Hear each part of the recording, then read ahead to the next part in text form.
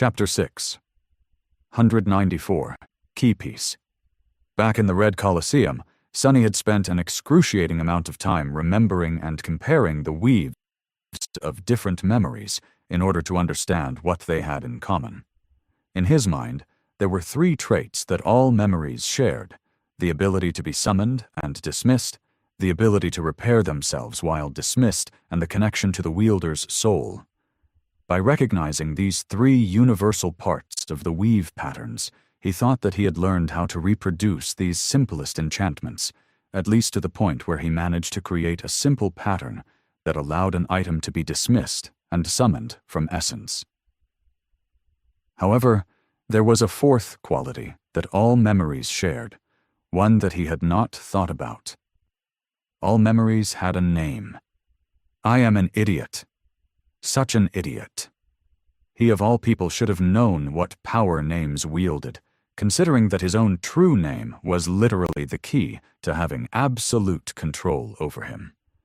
Appearing from the shadows that nestled in his room, Sonny fell on the bed and summoned the silver bell, the memory with which he was familiar the most. He had spent countless hours studying its weave and trying to comprehend the secrets of how it worked, to little avail up until now. Staring beneath the surface of the small bell, he saw the beautiful and complicated pattern of ethereal strings that permeated it, with a single dimly glowing ember in its middle. By now, Sonny had managed to recognize the parts of the weave that were responsible for all its unique qualities. Or so he thought. There were the three segments of the pattern that he had learned in the Red Colosseum, and the rest was the single enchantment of the bell. However, despite knowing all the parts, Sonny could never make sense of the whole weave, as though something was missing, making all his attempts to comprehend the logic and connections of the ethereal strings useless. There is one more element. The silver bell does have only a single enchantment, but it also has a name. The name that differentiates it from every other memory, and thus allows it to exist. Somehow. Sonny stared at the part of the weave that he had thought was representing the enchantment for a long time, then summoned another memory and studied it as well. The task of separating one completely unique part of the weave from another completely unique part seemed impossible at first. After all, he had nothing to use as a reference. But he had something even better. The intrinsic predisposition to weaving that he had inherited from the demon of fate. The very quality that Noctis had mentioned Hope possessed when it came to runic sorcery as its creator. Sonny, of course, was no weaver, but he was able to intuitively sense the purpose of spellweave elements due to his connection to the enigmatic demon. That talent was literally in his blood. All Sonny had to do now was carefully examine each and every string comprising the vast pattern, and sense which ones were meant to create sound, and which had no purpose he knew of. The ones he knew nothing about had to do something with the name.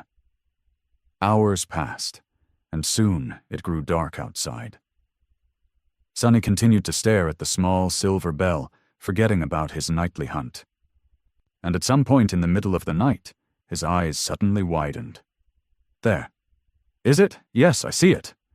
Finally, he had managed to isolate the part of the weave that had nothing to do with the three universal enchantments, but also didn't seem to be connected to the actual purpose of the bell, producing a ringing that could be heard from miles away.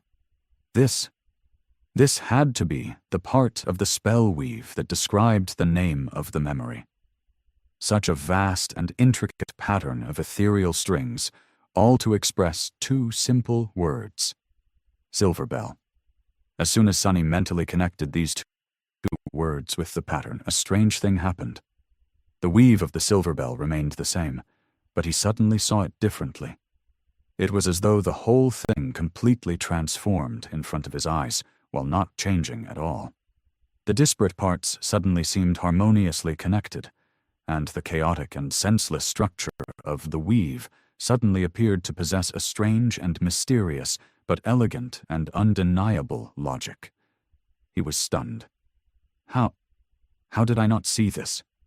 The pattern was suddenly so much more open to him, so much easier to discern, and in the middle of it, weaving through every part of the tapestry of ethereal strings, was the name Silver Bell, which served as the bridge and the unifying element between them. No wonder every memory I tried to modify collapsed. I only missed the most important thing, damn. Sonny studied the weave of the Silver Bell with wide eyes, seeing the familiar parts of it in a new light. Then, however, a slight frown appeared on his face. Wait, what is that? Now that he saw the entirety of the logic behind the pattern. Or rather, of the logic behind its foundational structure. He could also see an element that seemed alien to his understanding. By now, no part of this weave was supposed to remain unknown to him.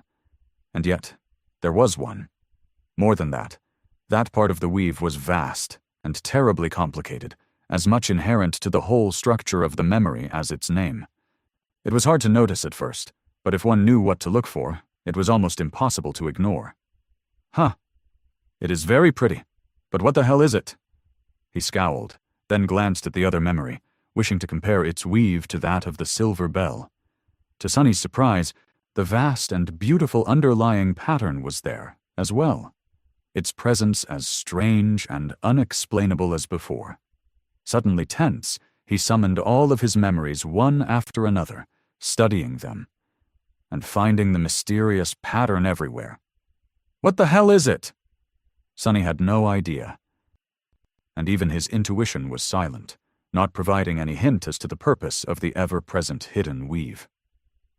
The only clue he found was that a part of it bore a distant resemblance to the weave of the Moonlight Shard, and that its overall structure slightly resembled that of the name of the Silver Bell. However, the mysterious pattern was incomparably vaster and deeper. He scowled, and then suddenly tilted his head with a surprised expression. Moonlight. Light. Sonny glanced at the weave again, and then froze. Lost from light?